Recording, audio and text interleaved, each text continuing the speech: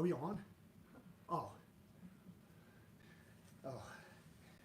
Okay. What's up, guys? Why are you breathing so hard? I don't know, you tell me. Welcome to episode 15 of Roll with the Fox. All right, let's catch our breath. All right, we got to stop playing before. So guys, we have a full program. As you well know, live questions get priority over those that were sent in. So if you send in your questions and you're listening live, start asking them because you're going to get priority. All right? Mike, do we have any check-ins, questions while we catch our breath? Enrique doesn't have to talk, so it's a lot easier for him. We have check-ins from Toronto, Canada. We have also Vancouver. Everybody saying good morning. What's up, guys? So, guys, let's start with, as a question that was sent in. We didn't get a chance to address it the last time. It's no arm guillotine escapes. Just so you know, I recently finished the second BJJ Fanatics DVD that's on guillotine. It's got both arm and no arm in guillotine. However, it focuses on my style of guillotine, which I prefer the no arm. But it also covers the arm in guillotine. And, particularly with guillotine, but with a lot of other moves, there is no sort of right or wrong answer. Its question is you need to be aware of what some of the advantages and disadvantages of each technique are. Okay? So this and the escapes are addressed on the DVD as well. But let's go over a couple of them. So one of the things with no arm and guillotine, usually your opponent controls both sides of your carotid. So anytime somebody tries to guillotine me, first thing I do is I try to tuck in my chin and see if I can swim under. If I can put my head under their torso, I'm generally out. Okay? But that's like sort of the prevention almost. As anytime I feel somebody wrapping, I tuck in my chin and I swim under. But if your head gets isolated, you might, that might be too late. So as Enrique starts to go down, one of the first things I want to do is clear his legs. So I want to bring my body to the opposite side. My body on the opposite side of my head. All right. So basically, I try to cover the legs.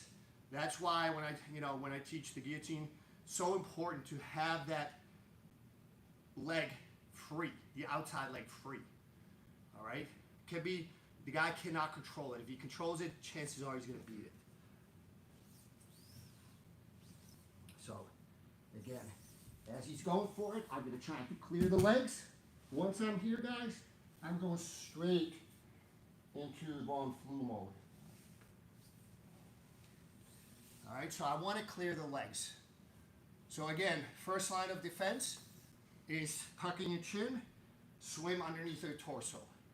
If that happens, you actually have a chance to finish the takedown or reversal and escape without being guillotined. Second one is to clear the legs.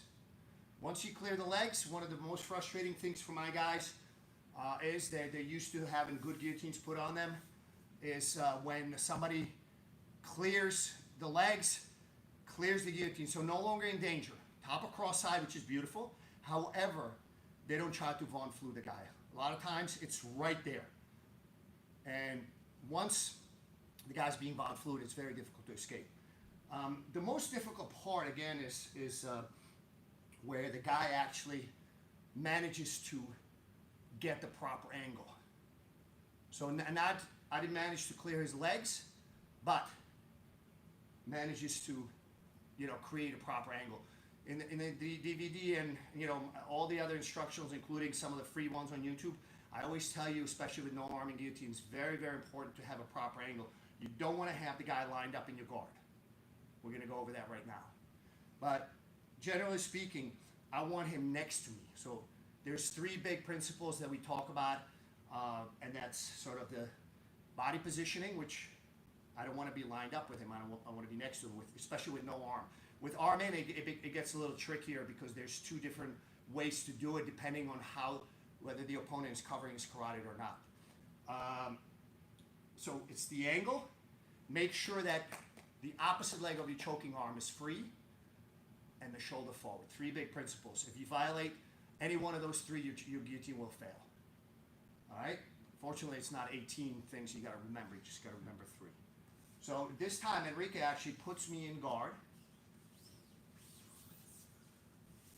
And now I have a major problem. So, guys, again, this is where Enrique wants to be, off to the side. My job when this happens is to try to line up. I want to go in his guard, okay? So, once I'm in his guard, put your shoulder forward. Yeah, so now, guys, first of all, I'm going to try to lift him up a little bit, and I'm going to go around his neck. And now I'm going to drive.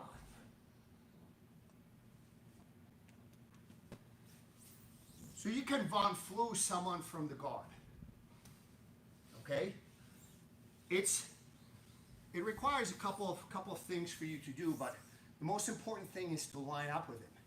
Ergo, big word of the day, therefore, you need, like people that do guillotine where they basically grab the guy's neck, especially no arm in guillotine, and bring him in the guard. It fails a lot, and that is the reason why. When I do my guillotine, I always aim, you could look at the picture, I always aim to be off to the side. Anytime, and I do everything in my power to stop him from lining up. Sometimes it succeeds, but the success rate on that one is, once he lines up, is way below 50%. This one, when he stays off to the side, very, very high finish rate. So basically, anytime when I get caught in a guillotine, and I cannot tuck my head in, it's too late. Maybe he already got his grip, and I cannot swim. I try to clear the legs. If I cannot, I battle to line up square with him.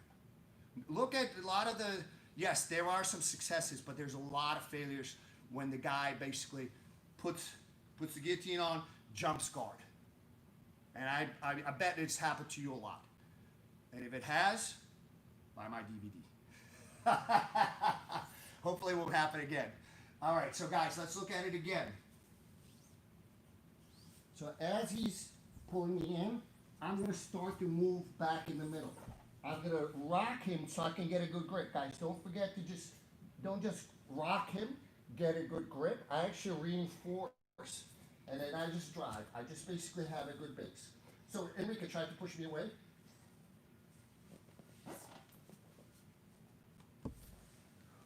So Enrique is a little bit stronger than I am. You can see that when I drive and I focus on that drive, it's very difficult for him to push me away. And I just keep minor adjustments to keep driving. Sometimes before they tap, their legs like literally drop off. And the reason for that is basically they know that they're in trouble and the legs drop off because what they're doing is inviting you to pass their guard, to go straight into mount. Don't do it until you know like the road is clear, completely clear. There is not even a tiny pebble in that road. All right, don't rush it because he's in danger. All right, so you understand what I'm saying?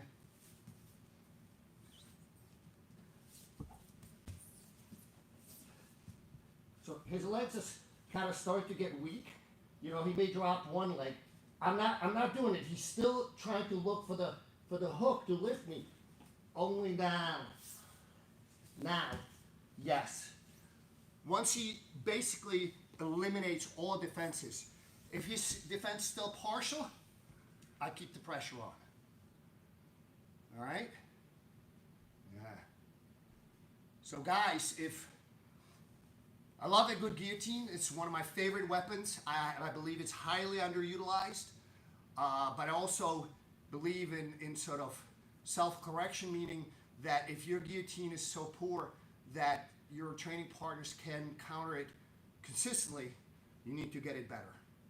And these are some of the things that can, basically eliminate your guillotine attack. So you have two choices: either forget about it, which I don't recommend, forget about it, or improve your guillotines. All right, Mike, what do we got? Chainsmoker is asking, have you seen the baby bridge / rotational counter to the Von Flue choke? Any counter to this counter? I don't know. Baby bridge. I guess that's. Baby bridge? That's The small bridge. Yeah, I know what we talk about. You sort of once it's in, it's hard to deal with. Are you talking about from top of cross side or from the guard? Top of cross side. So I'm gonna clear your legs.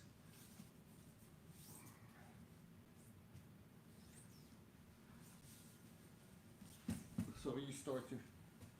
No. So once my shoulder is in, start to turn to me. Tuck it. You try to tuck it. Yeah, this is okay because then I'm gonna regret. So if the guy has really solid. Yeah. Away from me. Huh? I said, get away from me. Get away from me.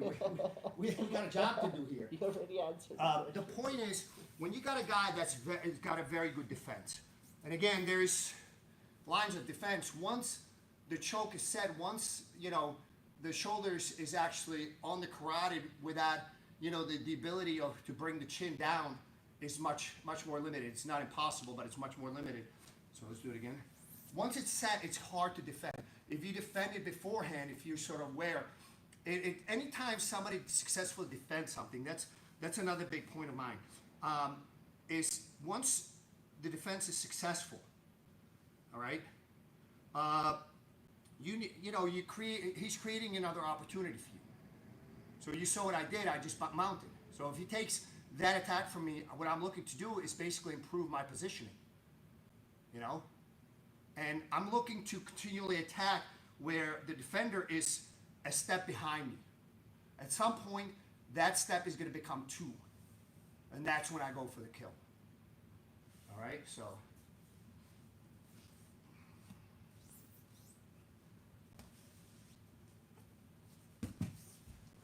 So once I set this in, it's try to turn.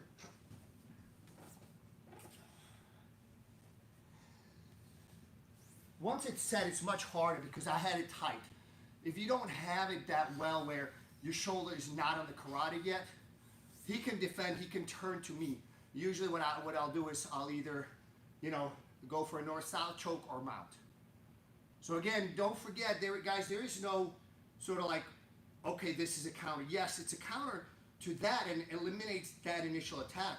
But there's always follow-up attacks, follow-up submissions, follow-up position adjustments. So you need to develop your game in that way, especially once you become, solid blue, purple. You need to sort of start to think about combinations. If I'm going, he and I, sometimes like 7th or 8th attack succeeds. And then if I make a mistake on the 7th or 8th, he goes after me now. And I have to run until I can kind of take my momentum back from him and go after him.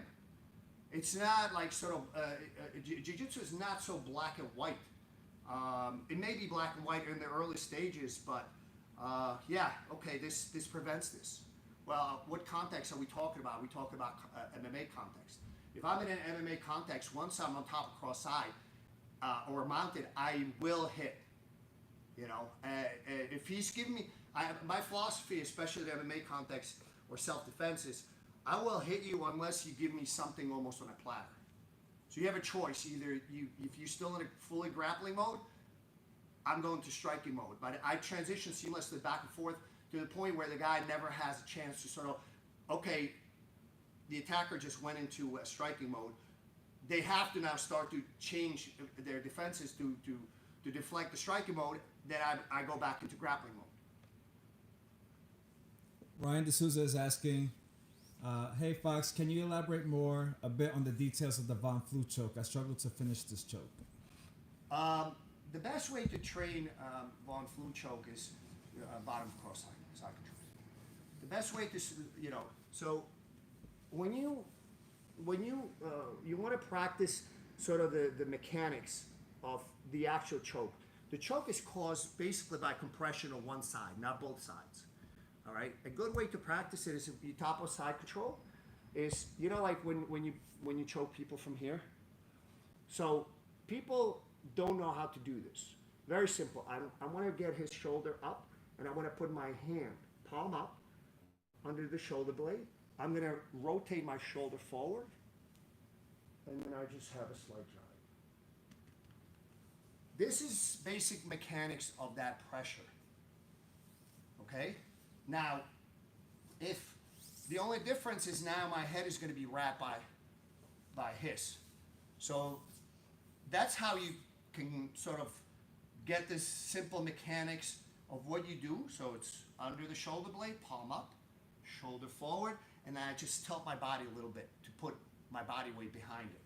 Now let's just stay on the same side. So I'm going to clear his leg. Now I'm actually going to reinforce his grip. So now I bring up my shoulder, shrug my left shoulder forward so he cannot easily disengage. I'm going to go under the armpit just like I did before, shoulder forward, and then slight tilt. But the best way to practice it is start out on top of side control. Just so you understand, guys, yeah, I know it looks, shit, man, I can submit the guy just putting my shoulder into his carotid. Why didn't I think of that? Why is it not wider? No, because people will go nuts. And if you, they will go just start to just thrash about because they know that they're getting choked. The problem is a lot of people just focus, okay, I'm doing this, and I'm not paying attention that he might be just about to escape, and I'm going to go back in guard rather than switching into something else. So let's go back to just side control, top side control. So you're gonna let me, you're gonna defend. What do you signed up for this? I was signed up for this. You were signed up for, you were chosen. So as I start to do this, right? Go ahead. Yeah, I have to change. If I just focus completely on that, I would lose position, back in guard. All right, and it's the same thing we just talked about a little bit before. Baby bridge, or any other defense. A lot of times, when people get caught in it, when they feel like that the constriction is kicking in, and if they can move their body, they will. And sometimes they will bust out so hard that you start to lose it. So that's your chance to start to transition into a better position, rather than kind of like have the blinders on. This is what I set out to do. He followed up with, are you looking to put a lot of shoulder pressure? Yeah, but it's very subtle. Like it's just a slight body tilt. I'm not looking to exaggerate this.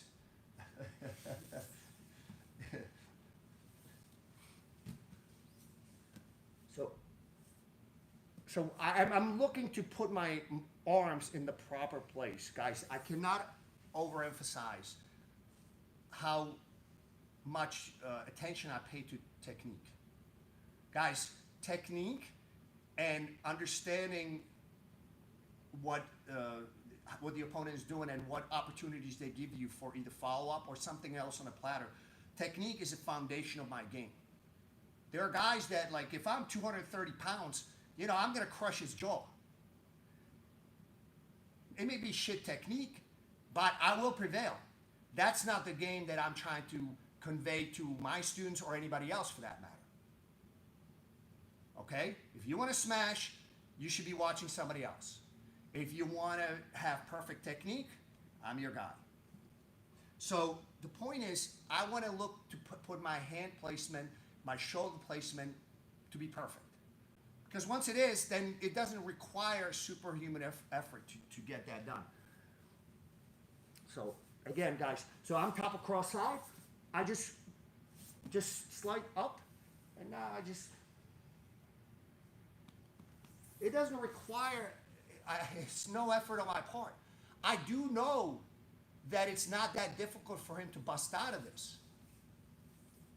But when he starts to thrash about, I'm going to mount. And you saw what I did when I mounted. I didn't just mount. I already had a follow-up submission.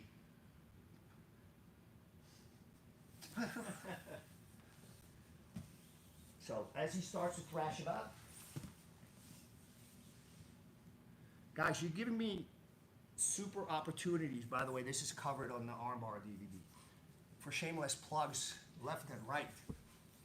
So again, do you understand? When I mount, I look to not just mount, but I look. He's already given me something on a platter. Take it.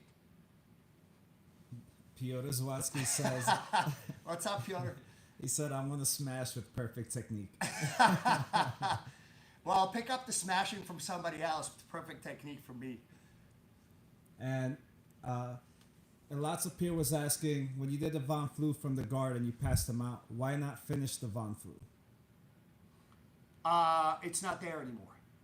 It's not there because now my hips are on sort of on his just above his hips.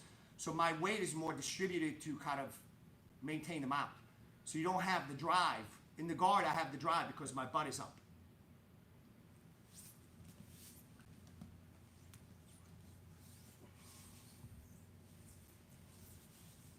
So here I have the drive. Doesn't require a lot of effort. Again, yeah, you didn't drop off your defenses. Yes.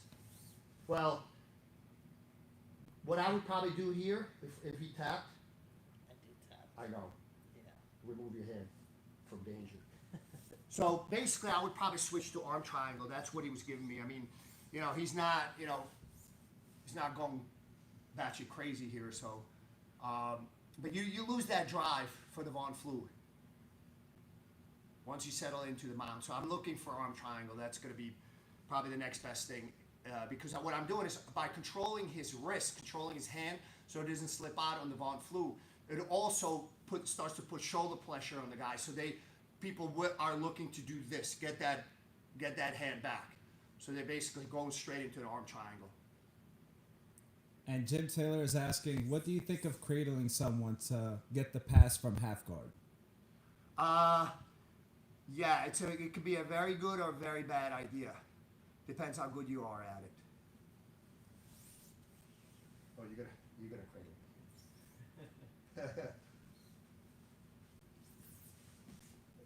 I thought he was. Oh, no. So right now, if he stays here, I'm looking to do is get my iron fist. All right. Now, it's not going to be necessarily that easy. All right. So cradle it can be a very good. Sometimes people cradle from top of side control. I'm not a fan of it. Unless you're probably closer to 200 pounds and you got fairly long limbs and pretty strong. Some people are big fans of it, but I suspect that pretty much everybody that's a big fan of that from top side control is fits that description. But from the bottom of half guard, I don't want to be cradled, but it's a good technique. But again, once I'm cradled, once I'm here, I'm either now my arm is in different place before it was over. But now I'm looking for him to pass the guard. Go ahead. Yeah. I'm going to try to look to invert. I know what he's going to do. At some point, he's going to try to solidify his control, and I'm going to be looking to come back again. There's a lot of possible things you could do, but again, once you cradled, especially by somebody strong with decent sized limbs, you're going to have a hard time. You can invert, okay? That's going to start to threaten either for you to put him back in guard. It's going to potentially threaten you attacking his legs or omoplata. But a lot of times, I almost like, if I cannot invert in an offensive manner, I threaten the inversion, and I'm looking for him to regrip and then deal from that.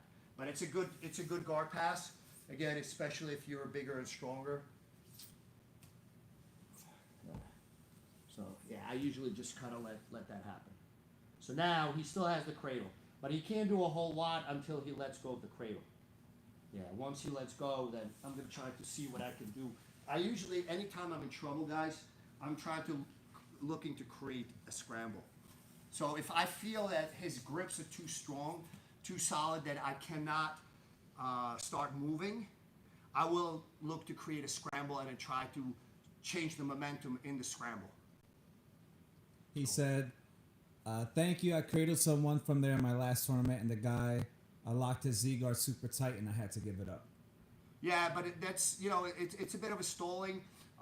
If he locks it up, it's, in a tournament, especially if there's a few seconds left, 30 seconds or a minute where you can hold it on, by all means, that's good. But, basically you're stalling for time right now. You're not, progressing. The question is also, so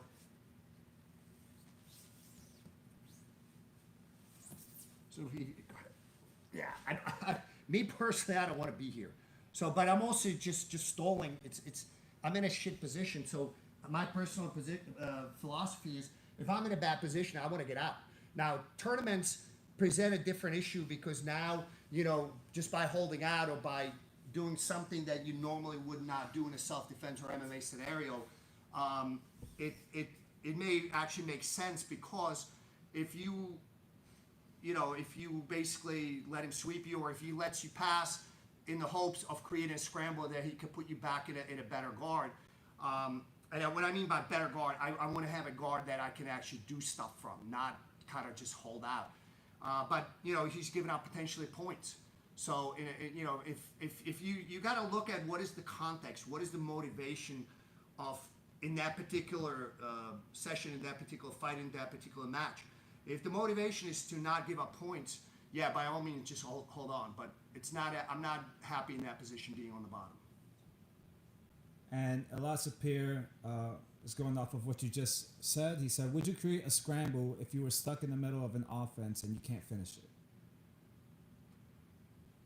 Not so much. Okay? If I can't finish, I'm looking to control. I'm looking to maintain momentum. Almost by definition, scramble is, who nobody knows who's going to win. If I'm in the middle of an offense, momentum is on my side. So by creating scramble, I'm sort of risking giving up momentum to him. It's more up to him to create the scramble. The defensive side should create scramble. That said, I will move rapidly. Depends if I'm going with somebody that's good, fast, and I'm having a hard time putting him away. I will move rapidly from sub to sub as he's sort of countering each one, to basically get from that one step ahead to two steps ahead, which now gives me a better chance either to have him give me something on a scramble, on a platter because he cannot keep up, or because I get two steps ahead to actually finish it. But that's different from creating a scramble. So it may look like it's a scramble, but it's not. I'm going after him actively, keeping on defensive until that gap gets big enough for me to finish. So I hope that distinction is clear based on what I just said. And another question that we have is from Paragon of Growth. He says, what are some counters to someone posturing up on one foot and one knee in your closed guard to punch or to start to stand up? Ooh.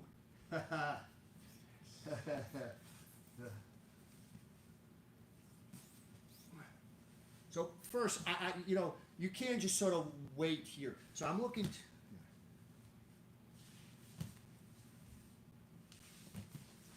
Say hello to my little friend.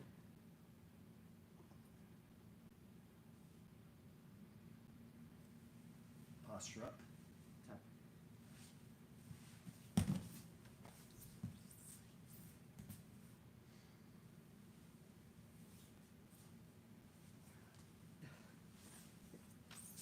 You did say MMA, yes? You did say, he did.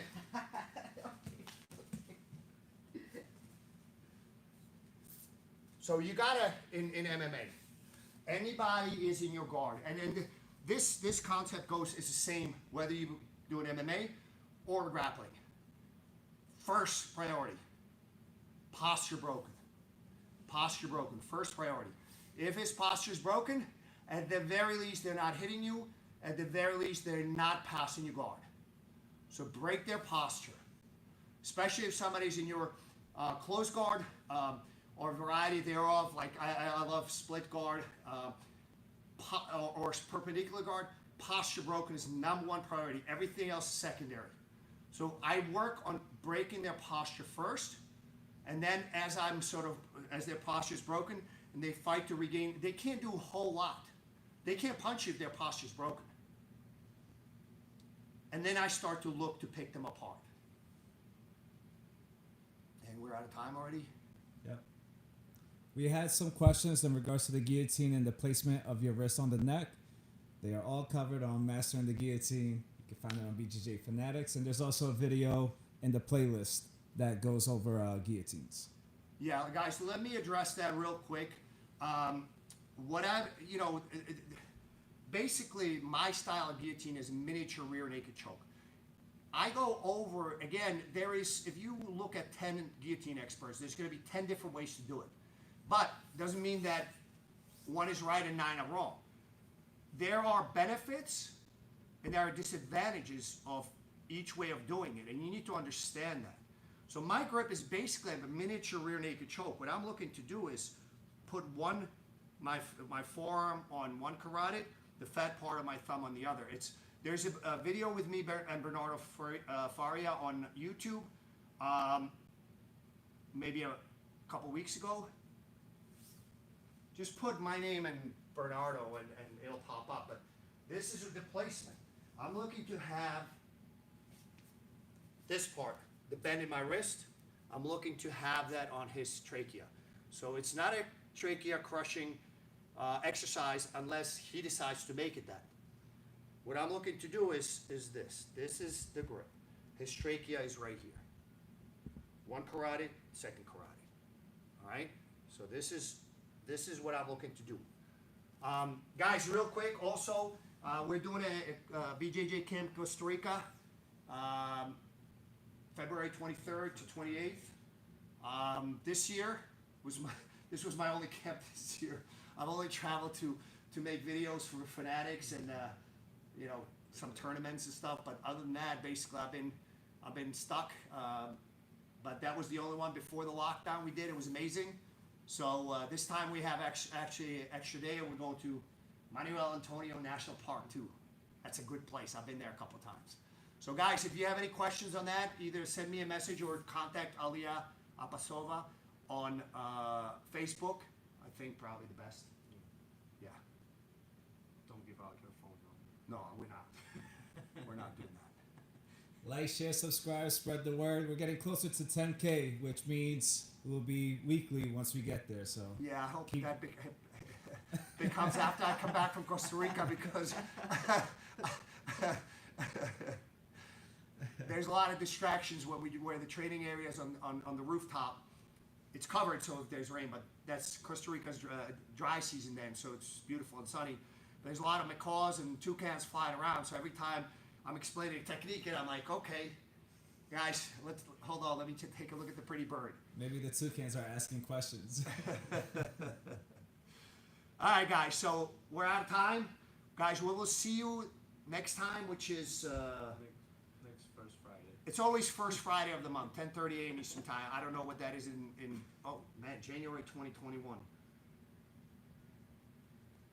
Guys, we'll see you then. See you next year.